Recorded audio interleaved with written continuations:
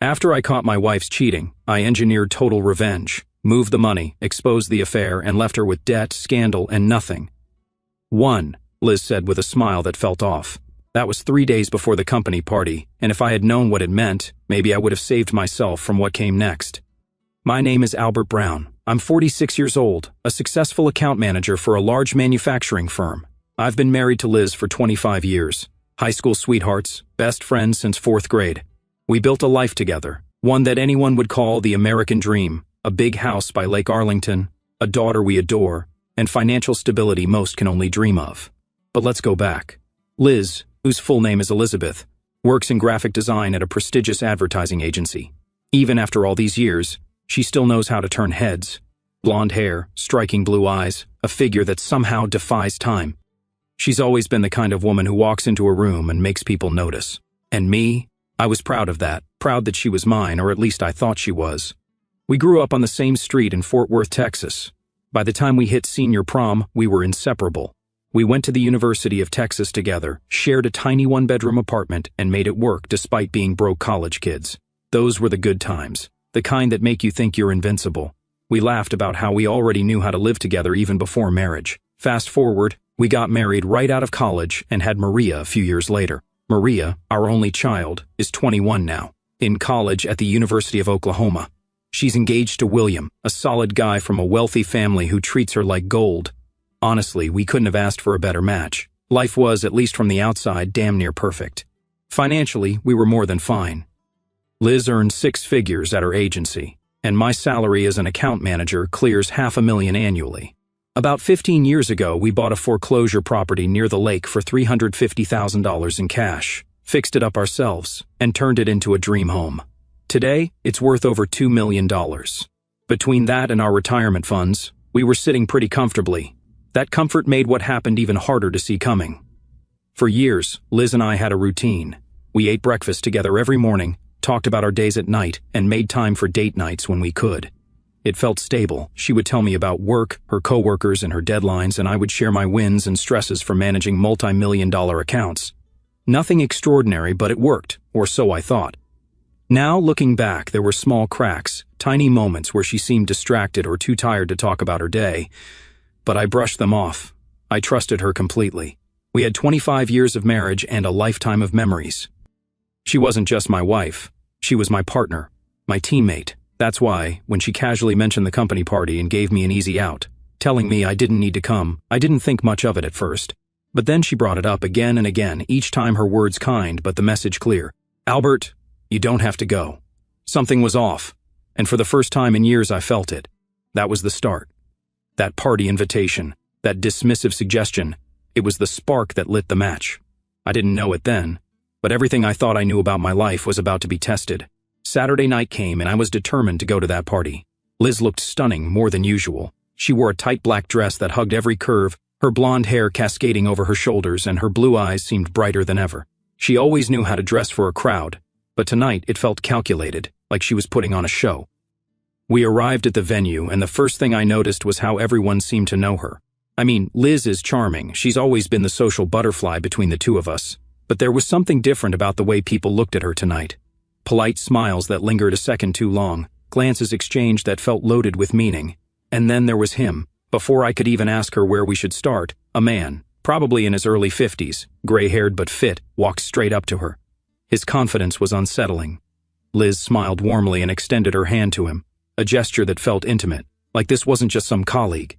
She turned to me quickly, planted a kiss on my cheek, and introduced him as Chad Smith, one of her advertising sales reps. Chad. The name stuck in my mind like a splinter. I tried to be polite, but something about him rubbed me the wrong way. His smile was too easy, his laugh too rehearsed, and the way he looked at Liz, it wasn't professional. We spent the next hour mingling, having drinks, but I stayed sober. I told Liz I was driving, but the truth was I needed to keep my head clear. I started paying attention to every little thing, how often Liz glanced in Chad's direction, how close they stood when they talked, the subtle touches on her arm that lasted a second too long. It got worse when we hit the dance floor. Liz and I had always enjoyed dancing together, but that night, she seemed distracted. Every time I spun her, her eyes darted across the room. I followed her gaze, and there he was, Chad, standing at the edge of the floor, watching us with a smug grin. I swear the man was daring me to react. The breaking point came when we sat down at our table to rest. Chad walked right up to us, looked past me as if I didn't exist, and asked Liz to dance. The arrogance of it boiled my blood. Liz must have sensed how close I was to losing it because she smiled sweetly at him and said, "All my dances are reserved for my husband." For a moment I felt relief, but the flash of anger in Chad's eyes told me this was far from over. Later, Liz went to the bar to grab another drink. I watched her from a distance, my nerves on edge. That's when I saw Chad approach her again. This time, their conversation was quieter, more intense. Liz looked at him with a pleading expression, her lips moving just enough for me to read them. She said, "I'm sorry, darling." That was it. I stood there frozen, every alarm in my mind blaring. Darling? The word echoed in my head. Who the hell was this man to her? I spent the rest of the evening observing every interaction, every glance, every whisper. It was clear to me that there was something going on, and everyone in that room seemed to know it. People watched us, watched me, with pity in their eyes, like I was the last person to figure out a cruel joke. When we finally got home, I confronted Liz in the car. "What's going on between you and Chad?" I asked, keeping my voice as steady as I could.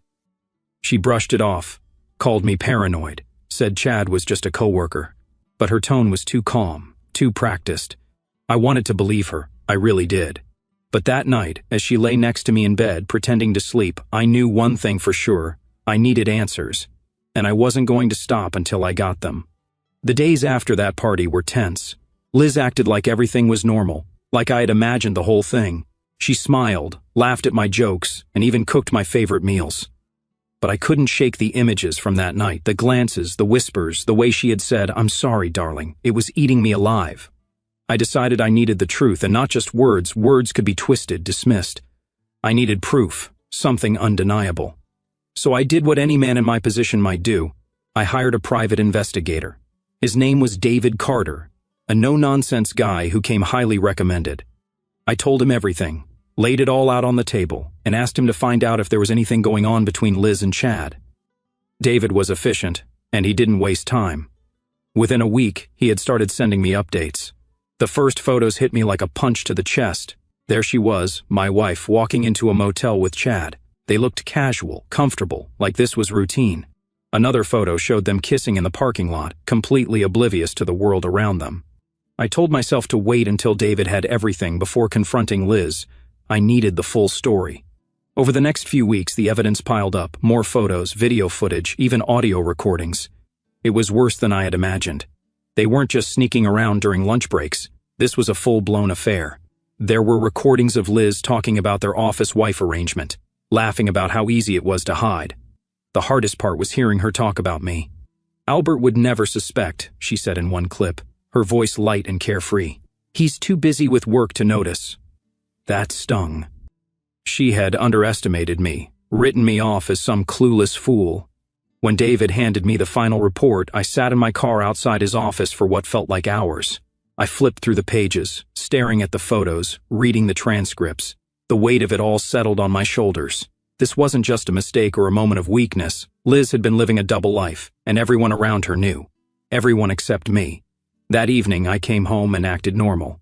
Liz greeted me with a smile, asked about my day, and went about her business like she had nothing to hide. I watched her closely, every move, every word. It was infuriating how good she was at pretending. The next morning, I decided it was time. Over breakfast, I placed the envelope with all the evidence on the table. "Liz," I started, keeping my voice calm, "you would never betray me, right?" She froze, her fork hovering mid-air. "Of course not," she said, her tone defensive. "Why would you even ask that?" Without a word, I pulled out the first photo and slid it across the table. She stared at it, her face draining of color. Then I laid down another and another. With each photo, her expression shifted from shock to panic. "Albert, this isn't what it looks like," she stammered, her voice trembling. "I don't love him. It's just physical. It doesn't mean anything." I leaned forward, my voice cold. "It means everything to me." Her excuses came pouring out after that. How it was just a fling, how she never stopped loving me, how she thought I would never find out. But none of it mattered. I had the proof I needed, and there was no going back. That moment, sitting at the table with the woman I had loved for 25 years, I felt something inside me shift. The trust was gone, shattered into pieces I knew could never be put back together. If finding out about Liz's affair wasn't bad enough, what happened next cut even deeper. After our confrontation at breakfast, things were tense in the house. Liz kept trying to apologize, trying to explain. But every word she said only made me angrier. It was a mistake, she claimed. It doesn't mean anything. A year-long affair, and she wanted me to believe it was meaningless. I needed space, so I decided to focus on work for a few days. But then Maria called. My daughter, my pride and joy, was always a bright spot in my life. So when her name popped up on my phone, I thought maybe this was the distraction I needed. "Hi, sweetheart," I said, trying to sound normal. But the moment she started talking, I knew something was wrong. "Daddy," she said hesitantly, "I just talked to Mom. She's really upset. She said you kicked her out of the house. What's going on?" My heart sank. I hadn't kicked Liz out, not yet anyway, but it was clear she had already started twisting the narrative. I took a deep breath and explained everything. I told Maria about Liz's affair, about Chad, and about how it had been going on for over a year. Her response? "Dad, it's not a big deal. I thought I misheard her." "Not a big deal?" I repeated. "Maria, your mother betrayed me. She lied to me for a year." She sighed like I was the one being unreasonable. "Dad, it's the 21st century. People have affairs. It happens. Men do it all the time, and no one makes a big fuss about it." "I never did that to your mother," I snapped. "I never betrayed her, not once." Her tone shifted then, defensive and almost condescending. "Well, maybe you should have. Maybe you wouldn't be so worked up about this. Dad, you need to let it go and let Mom come home. She's your wife, and she loves you." I couldn't believe what I was hearing. My own daughter was siding with her mother, acting like I was the villain for being hurt. It felt like a betrayal on top of a betrayal. But it got worse. "By the way," Maria added casually, "I know Chad. He's a great guy. Mom and I were talking, and we think he should come to the wedding." "What?" My voice was louder than I intended. "He's important to Mom," Maria said, like it was the most natural thing in the world. "And honestly, I like him too. If Mom wants him there, he should be part of the day. Maybe he could even walk her down the aisle with you." I was done. "If Chad is at your wedding, Maria," I said, my voice cold, "then I won't be there." There was a pause, and then she said, "Dad, you're being ridiculous." "No," I replied firmly. "You want Chad there? Fine. Let him play father of the bride, because I won't." I hung up before she could say anything else. My hands were shaking and my chest felt tight. I'd always been there for Maria, always supported her, and now she was throwing me under the bus to defend her mother and some guy she barely knew. That night, Liz tried to talk to me again. She came into the bedroom, tears streaming down her face, and begged me to work things out. But then she had the audacity to add, "I want us to fix this, Albert, but I also want to keep seeing Chad. You need to accept that." I just stared at her, completely numb. "Liz," I said quietly, "you need to leave." She didn't, not yet anyway, but in that moment, something broke inside me. My wife, my daughter, they weren't the people I thought they were. And for the first time I realized I was on my own. By the time Liz told me she wanted to work things out while still keeping Chad in the picture, something inside me flipped. That was the moment I knew I was done. Not just with her, but with the entire life we had built together. Our marriage, our home, the routines, even the dreams, they were nothing but a facade now. But I wasn't going to walk away empty-handed. If Liz and Chad thought they could humiliate me and walk off scot-free, they were in for a surprise. I started planning in secret. Years of managing accounts had taught me how to think strategically, and this was no different. First, I needed to secure my finances. Liz may have been good at graphic design, but when it came to money, she left all of that to me. She had no idea how our investments were structured or how much of our assets were liquid. That gave me the upper hand. Step one was to move everything I could. I transferred a substantial chunk of our savings into an offshore account under a name she could never trace. Then I took out a loan against our house, a hefty one. Liz had always bragged to her friends about how we owned the house outright, but that was never true. Sure, we had paid off the original mortgage, but refinancing for investments was a common move for me. She just never bothered to ask. Once the loan was approved, I also borrowed against her BMW. It was worth about $45,000, and I managed to secure $40,000 against it. Every dime went straight into accounts she would never see. That debt? All in her name. I worked on this quietly for weeks, using every spare moment to finalize my plan. Meanwhile, I acted like I was moving past the betrayal. I told Liz we could try to fix things. She seemed relieved, even smug, like she had won. Little did she know, every day she spent at Chad's motel was another day I got closer to pulling the rug out from under her. At work, things were lining up perfectly. The company was undergoing a merger, and they offered me a buyout package worth over $500,000. I accepted it without hesitation and arranged for the funds to be wired directly to my offshore account. Then came the next piece, cutting off the wedding expenses. Maria's dream wedding? Canceled. I called the planner, informed her that I wouldn't be paying for anything, and suggested Maria ask her office dad for help instead. The planner was stunned, but I didn't care. If Maria wanted to side with Liz and Chad, she could deal with the fallout. Finally, I needed Liz to sign off on some documents without realizing what they were. I created fake life insurance policies and convinced her they were part of a new company program. One night, after a few glasses of wine, I brought the papers to her and told her we needed to get them notarized. She was tipsy enough to agree without reading a word. Her signature sealed the deal. The whole process took about 2 months, but by the end of it, I was ready to disappear. The house, the car, the debts, they were her problem now. The bank would come knocking soon enough, but by then I would be long gone. The hardest part was keeping a straight face. Every morning I sat across from Liz at the breakfast table, listening to her talk about her plans for us. Every word out of her mouth was a reminder of how far she had fallen from the woman I once loved. But I kept my cool, nodding and smiling while quietly counting down the days. On the last day, I handed in my company badge, packed a bag, and walked out the door without looking back.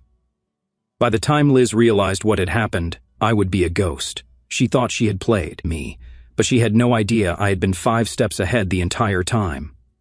When I finally walked away, it felt like breathing fresh air after being trapped in a smoke-filled room. I was free, but I knew the storm was just beginning for Liz and everyone else who thought they could treat me like a fool. The first crack showed up a week after I left. The loan against the house went through, and the bank wasted no time reaching out to Liz. She was blindsided. For years, she had lived under the illusion that the house was fully paid off. Now there was a $2 million debt attached to it, and she had no idea how to handle it. The BMW? Same story. The payments started piling up, and without my income, Liz couldn't keep up. I imagine she called Chad for help, but from what I heard, he had his own problems. His wife found out about the affair, thanks to me, and filed for divorce. She took the house, most of their assets, and even got him fired from their advertising agency. Apparently, she was a major shareholder and pulled some strings. Chad went from being a hotshot sales rep to driving an old, beat-up car for a rideshare company. Meanwhile, Maria wasn't having the fairy tale ending she had hoped for either. After I cut off the wedding funds, I called William, her fiancé, and told him everything. I even shared recordings of Maria dismissing the affair as no big deal. William was devastated. He called off the engagement and left Maria to deal with the fallout. With no rich fiancé to support her and no father willing to bail her out, Maria moved in with Liz. They ended up in a 2-bedroom apartment in a rough part of town. From what I heard, the place was barely livable, but it was all they could afford after Liz lost the house and her car. I could have stopped there, but I wanted to make sure Liz understood the depth of her mistakes. I left copies of the affair's evidence with Chad's wife and Liz's boss. Her reputation at work crumbled, and she was eventually let go. Last I heard, she was working as a waitress at a roadside diner. As for me, I settled in Florida. A fresh start, warm weather, and no one to answer to but myself. I bought a truck and a travel trailer, both paid in cash and registered under my cousin's name. My finances were secure in offshore accounts, and I found a great job with one of the big companies down here. Every now and then I hear bits and pieces about Liz and Maria. They're struggling, no doubt about it, and Chad is just as miserable. But I don't feel sorry for them. They made their choices, and now they're living with the consequences. My life now? It's better than I ever imagined. I wake up every day with a clear mind, no lies, no drama.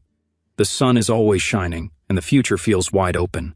I may have lost a marriage and a family, but I found something far more valuable, freedom.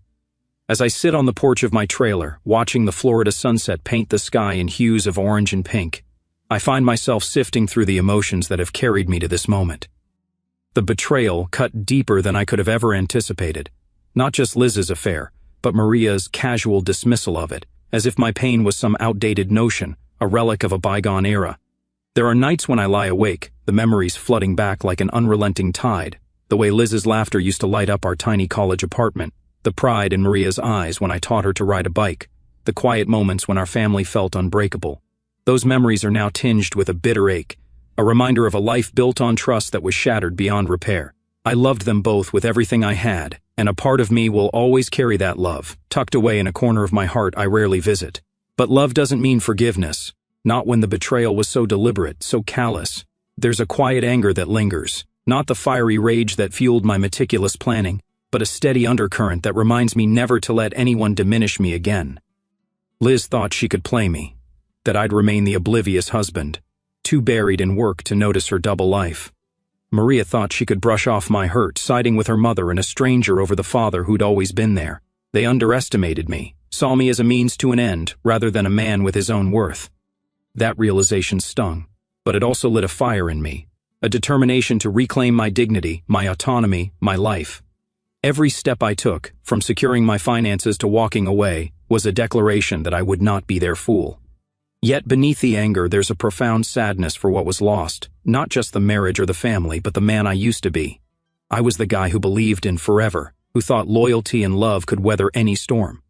That man is gone, replaced by someone harder, wiser, but perhaps a little less open to the world. I don't regret the choices I made. They were necessary to protect myself, to ensure I didn't walk away empty-handed from a life I'd poured my soul into. But I mourn the innocence I lost, the blind trust that let me believe in a perfect life that never really existed. I grieve for the moments with Maria that will never happen now. The father-daughter dance at her wedding, the quiet talks about her future. I wonder if she'll ever understand why I had to walk away, or if she'll always see me as the villain in her story. Still, in the midst of that sorrow, there's a fierce sense of liberation that anchors me. I've built a life on my own terms, free from the weight of lies and expectations. The open road, the warm Florida breeze, the simple joy of a sunset viewed from my porch, these are mine, earned through the pain and the fight. I've learned that freedom isn't just about walking away, it's about choosing yourself, even when it hurts. I think about Liz and Maria sometimes, about the struggles they're facing, and I feel a flicker of pity, but it's quickly overshadowed by the clarity of my own path. They made their choices, and I made mine. Their consequences are theirs to bear, just as my freedom is mine to cherish. As I look out at the horizon, I feel a quiet hope stirring within me. The scars of this betrayal will always be there, a reminder of the battles I fought and the life I left behind. But they're also proof of my resilience, of the strength it took to walk away and start over. I'm not just surviving, I'm thriving, building a future that's honest, unencumbered, and entirely my own.